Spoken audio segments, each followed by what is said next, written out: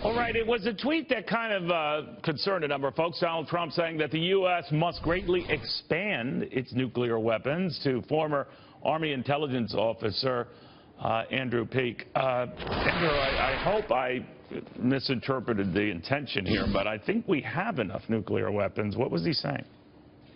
Well, you know, this is not actually that controversial a position. You know, even the Democrats, the Obama administration earlier this year announced a 30-year, $1 trillion revitalization plan of America's nuclear stockpile. What does that mean, Andrew? More? Better?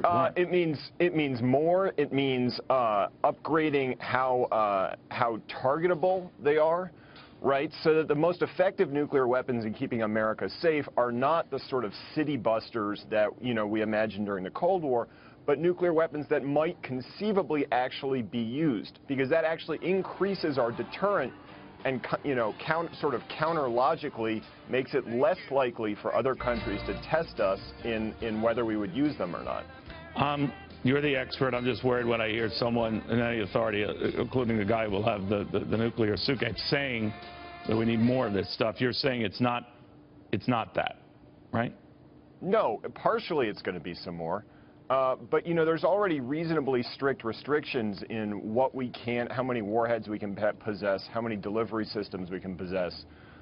So it's not like we're going to have a silo in every city in America. But I think a renewal of the commitment... But I assume we have enough now between ourselves and the Russians and the 6 or so other countries that at least have this capability to blow the world up like 100 times over, right? Okay, but we haven't tested one for decades. So how do we know if any of them work? But are you advocating that we should to make sure they do? I'm advocating we have to look at the whole line of nuclear capabilities, from testing to production to revitalization of the types of warheads we're producing. I mean, this is something that's been in stasis for, you know, a decade or more.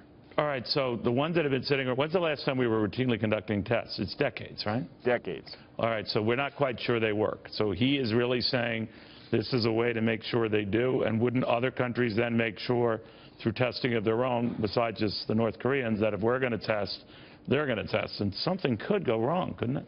No. I mean, don't put you know, my words in his mouth. He can explain what he means himself. I'm simply saying there's a whole range of nuclear capabilities that have to do with that are an under-resourced area for our funds right now. Okay. Andrew, thank you very much. Andrew Peake. I thought we were going to talk about ice cream, Neil. I was all ready with... But, you know, I've lost my appetite since talking to you because I'll just finish the darn thing and the world will blow up. Isn't that a killer? Andrew, seriously, thank you very, very much. I do appreciate it.